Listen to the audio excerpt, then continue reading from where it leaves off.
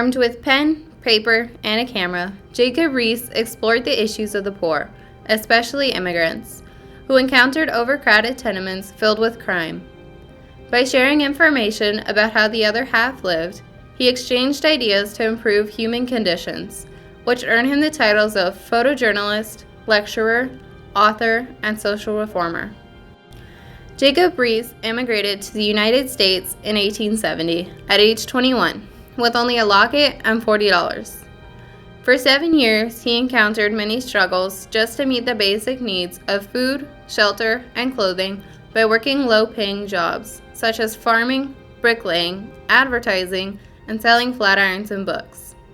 He spent many nights sleeping in barns, doorways, or police lodging houses, and went without food for days at a time. Riis had explored poverty firsthand.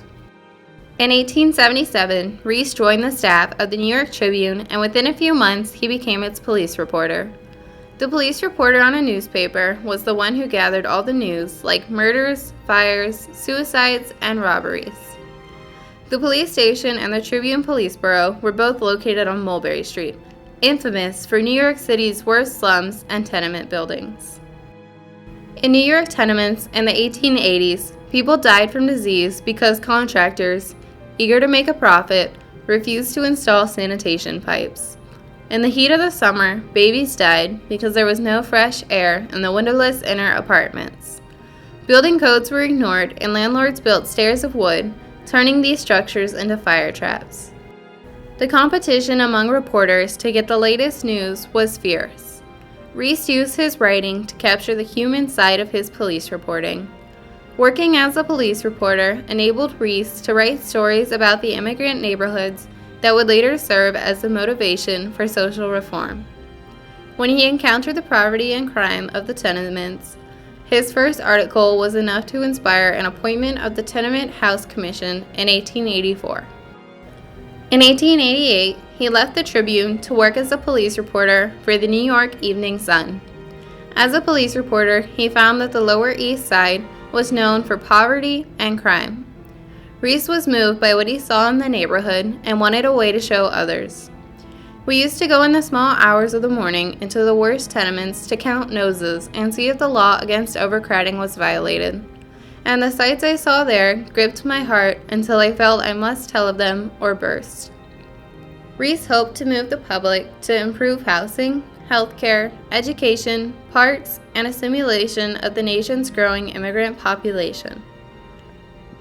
He wrote about it, but it did not seem to make the impression he was hoping for. Riis bought a camera and taught himself basic photography. Riis never considered himself to be a good photographer, but he had a use for photography, and he explored various techniques to capture the images he needed. Taking photographs at night was complicated because of the equipment available at the time. Jacob Riis experimented with magnesium flash photography to capture some of the darkest and most troubled areas in New York City. He was one of the first photographers to use flash powder. Riis wants to photograph the people in the tenements unposed and spontaneous. So he sets off unannounced into the slums after midnight. And you can imagine how surprising it must have been for these people when a stranger walks into their home and sets off a small explosion.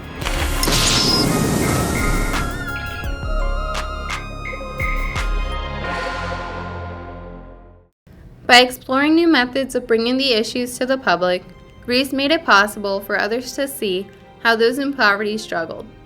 His style of photography would later earn him the title of America's first photojournalist.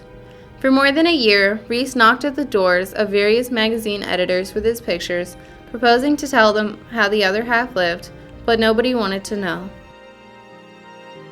Riis decided to take a different approach and had photographs made into lantern slides, which he used as a visual aid for his lectures about the grim realities of tenement life. On February 28, 1888, he told the story at the Broadway Tabernacle. Soon after, other churches opened their doors. Riis generally showed 100 slides and spoke for more than an hour.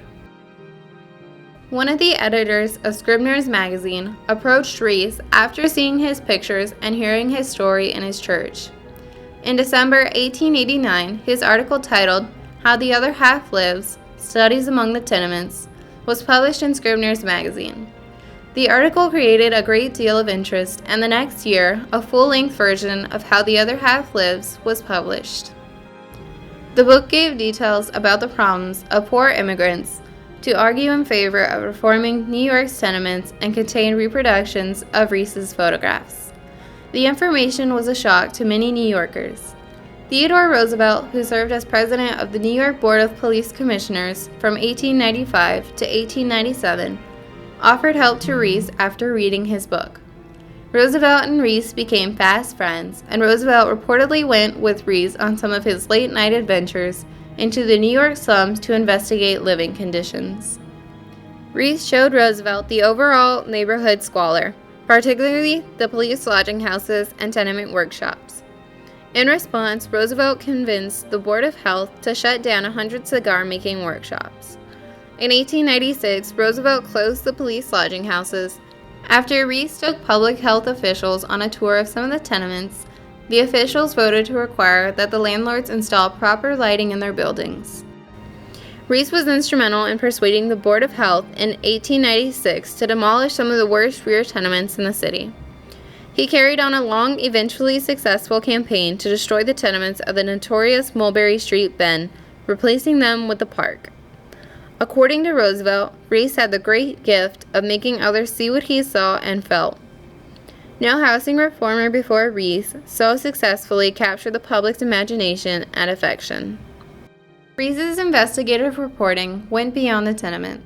When cases of cholera started appearing, Riis ended up in the health department and saw a report about traces of nitrate in the water. He sounded a warning in his paper about the need to boil water. To get to the root of the problem, he took his camera and went to the watershed. He printed his story and illustrated it with pictures. The Board of Health sent inspectors to the watershed who reported that the sewers of populous towns ran directly into the drinking water.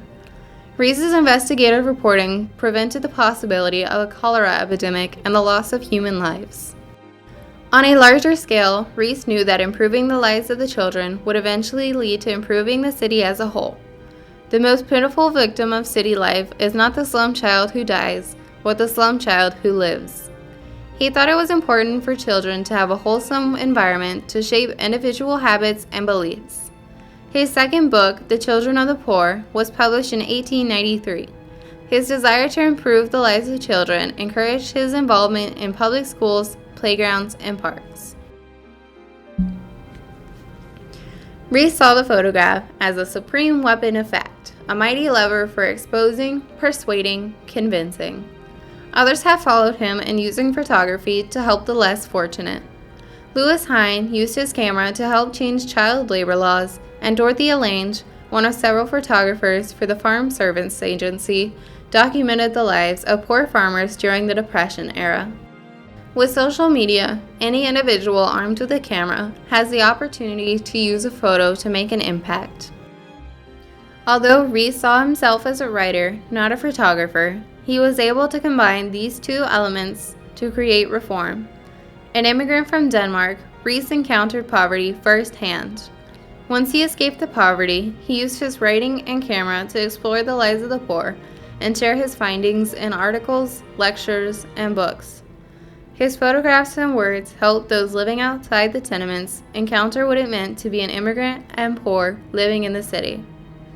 By exchanging ideas on how to improve the conditions of the less fortunate, Riis was able to make a difference in the lives of those living in poverty.